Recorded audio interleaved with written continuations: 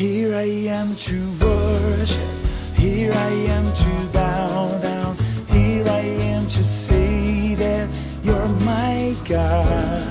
You're altogether lovely, altogether worthy.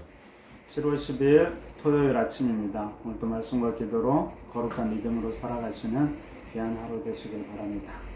오늘 우리 함께 사도신경으로 신앙 고백하고 말씀을 나누도록 하겠습니다. 전능하사 천지를 만드신 하나님 아버지를 내가 믿사오며 그 외아들 우리 주 예수 그리스도를 믿사오니 이는 성령으로 잉태하사 동정녀 마리아에게서 나시고 본디오 빌라도에게 고난을 받으사 십자가에 못 박혀 죽으시고 장사한 지 사흘 만에 죽은 자 가운데서 다시 살아나시며 하늘에 오르사 전능하신 하나님 우편에 앉아 계시다가 저로서 산자와 죽은 자를 심판하러 오시리라.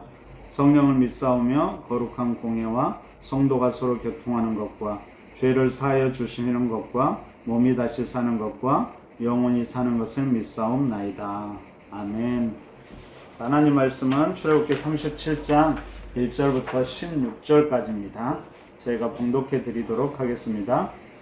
자, 부살렐이 조각목으로 궤를 만들었으니 길이가 2규빗 반, 너비가 1규빗 반, 높이가 1규빗 반이며 순금으로 안팎을 싸고 위쪽 가장자리로 돌아가며 금태를 만들었으며 금고리 넷을 부어 만들어 네 발에 달았으니 곧 이쪽에 2고리요 저쪽에 2고리이며 조각목으로 채를 만들어 금으로 싸고 그 채를 궤 양쪽 고리에 꿰어 궤를 매게 하였으며 순금으로 속죄소를 만들었으니 길이가 2규빗 반, 너비가 1규빗 반이며 금으로 그룹 둘을 속죄소 양쪽에 쳐서 만들었으되 한 그룹은 이쪽 끝에 한 그룹은 저쪽 끝에 곧 속죄소와 한 덩어리로 그 양쪽에 만들었으니 그룹들이 그 날개를 높이 펴서 그 날개로 속죄소를 덮었으며 그 얼굴은 서로 대하여 속죄소를 향하였더라.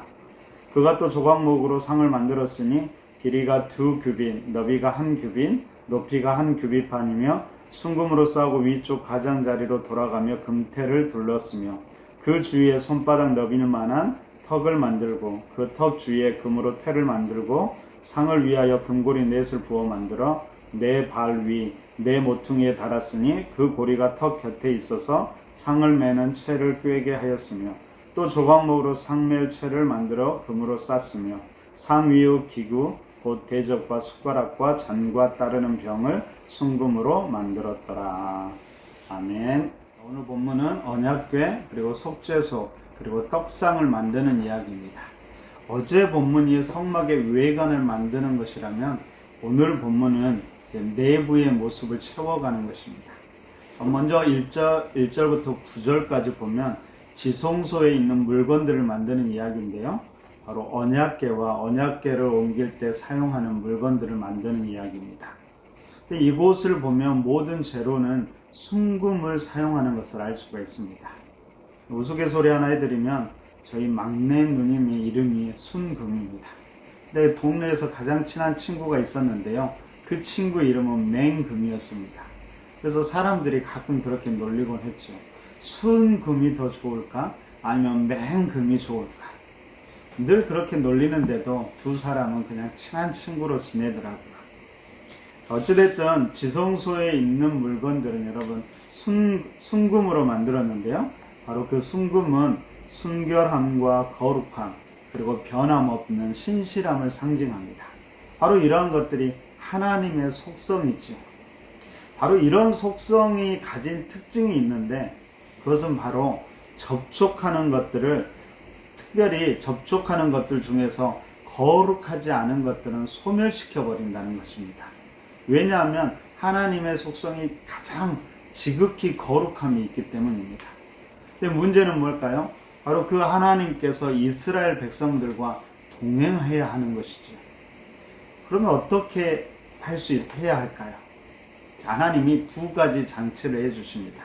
첫째는 이 언약궤를 직접 접촉하지 않도록 언약궤의 고리를 만들고 그 고리에 채를 넣어서 그 언약궤를 운반할 수 있도록 합니다.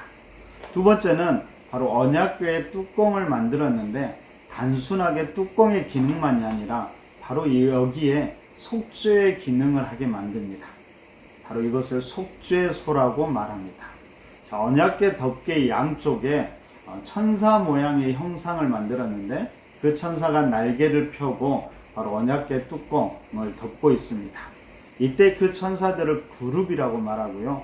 그 천사들이 날개로 덮고 있는 그 중간을 바로 속죄소라고 말합니다. 그러면 이 속죄소의 기능이 뭘까요? 이름 그대로 속죄소는 죄를 덮어주고 속죄하는 기능이었습니다. 하나님께서 이스라엘 백성들을 만날 때 먼저 그곳에서 죄를 용서해주고 덮어주심으로 죽음을 면하게 했던 것입니다. 그럼 이처럼 우리가 지성소에 있는 물건들은 하나님의 성품을 보여주고요. 또한 우리를 향한 그분의 은혜를 잘 보여주고 있습니다. 그러면 지극히 거룩한 하나님께서 우리와 함께 하시는 그 자체가 우리에게 큰 은혜이죠. 근데 여러분, 우리가 주의해야 될 것은 그렇다고 해서 결코 하나님을 우리가 가볍게 대해서는 안 된다는 것입니다. 여전히 두렵고 떨림으로 그분을 경외하면서 우리는 그 하나님과 동행해야만 합니다. 근데 여러분, 우리의 모습이 어떨까요? 하나님을 경외하고 그분을 향한 두려움이 우리 안에 있을까요? 오늘 언약궤와 속죄소 제작 모습을 다시금 보면서 다시 한번 내가 하나님을 얼마나 경외하고 있는지를 돌아보시고 기도하는 시간이 되시기를 바랍니다. 자, 두 번째로 10절부터 16절에는 떡을 만드는 상을 만드는 이야기입니다. 여러분, 이 떡상에는 떡을 올려놓은 상인데요. 6개씩 두 줄로 12개 떡을 매 주일 올려놓게 됩니다. 바로 이 떡은 이스라엘 12지파를 상징하고요. 바로 함께하는 언약 공동체임을 잘 나타내주고 있습니다. 그럼 또한 이 진설병의 상이 항상 하나님 앞에 있어야 하는데 마찬가지로 성도들의 삶이 항상 하나님 앞에 서 있다라는 의식으로 우리가 자신을 헌신해야 됨을 이 떡상은 이야기하고 있습니다. 그럼 바꾸어 말하면 역으로 하나님은 우리에게 일용할 양식을 공급하는 분이심을 이 떡상이 나타내고 있고요. 또한 생명의 떡으로 오신 그분의 백성들에게 영원한 양식을 공급해 준다라는 것을 또한 이 떡상을 통해서 우리는 깨닫게 됩니다. 한 가지 더 생각해 보면 이 떡은 매 주일 새롭게 올려져야 되는데요. 바로 이것은 매 안식일마다 이스라엘 하나님 앞에 나와야 되고 함께 하나님과 교제하고 새롭게 됨을 의미한다고 볼 수 있습니다. 여러분, 오늘 우리의 삶도 마찬가지일 겁니다. 우리는 함께하는 언약 공동체임을 우리가 기억해야 하고요. 우리가 항상 하나님 앞에 서 있다라는 의식으로 우리 자신을 기꺼이 헌신하며 그렇게 하루하루의 삶을 우리가 살아가야 합니다. 뿐만 아니라 매주일 안식일에 하나님께 나와서 하나님을 만나고 교제하고 우리를 새롭게 하는 시간을 소중히 여길 줄 알아야 합니다. 그럼 오늘 하루의 삶도 이번 주일의 삶도 그럴 수 있기를 바랍니다. 자, 오늘 본문을 보면서 우리가 한 가지만 더 생각해 볼 것은 성막은 바로 하나님이 거하는 초소라는 것이죠. 근데 여러분, 그 전체적인 모습이 그렇게 화려하지는 않습니다. 만물을 창조하시고 다스리시는 하나님, 당시 최강대국이었던 애굽을 초토화시킨 바로 그 능력의 하나님이 바로 이렇게 작고 초라한 곳에 거하시는 것을 우리가 알 수 있습니다. 하나님께서 이렇게 하신 이유가 무엇이었을까요? 그것은 바로 그의 백성들, 하나님의 백성들과 함께 하기 위함이었습니다. 하나님께서 그들과 함께 거하시고 그들과 함께 광야의 길을 걷기로 작정하셨기 때문입니다. 바로 이것이 여러분 성육신이라고 말합니다. 바로 우리와 함께 하기 위해서 우리의 자리로 내려오신 것이지요. 사도 바울은 이 비밀에 대해서 고린도후서 8장에서 이렇게 이야기합니다.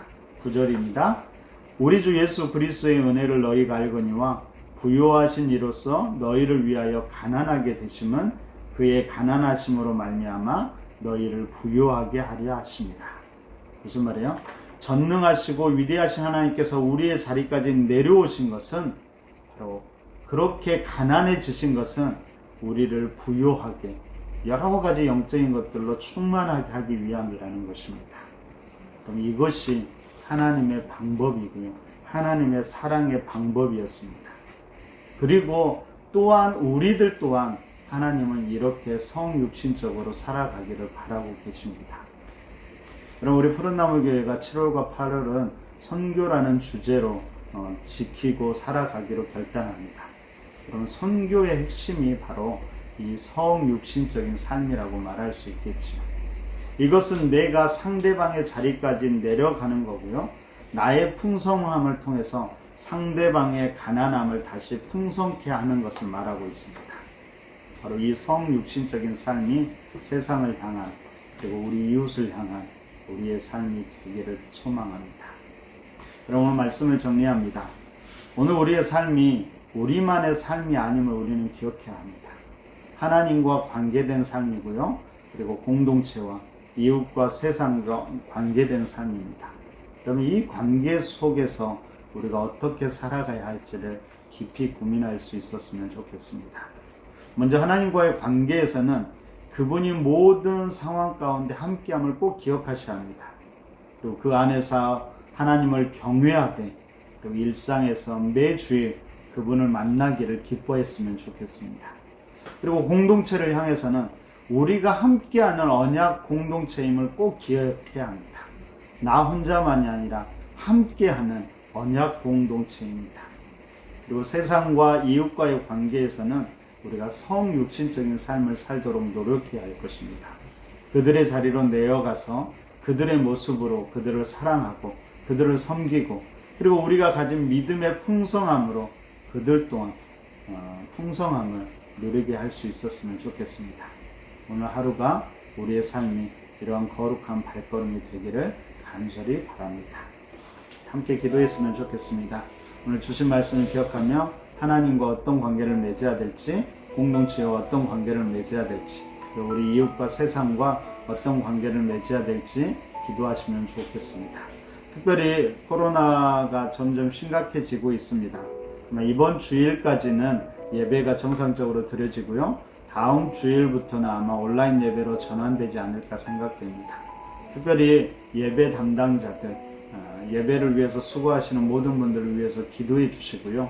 비록 교회에 올 수 있든 아니면 온라인으로 예배를 드리든 우리가 그 예배를 통해서 하나님을 만나고 경험하는 거룩한 예배가 될 수 있도록 기도했으면 좋겠습니다.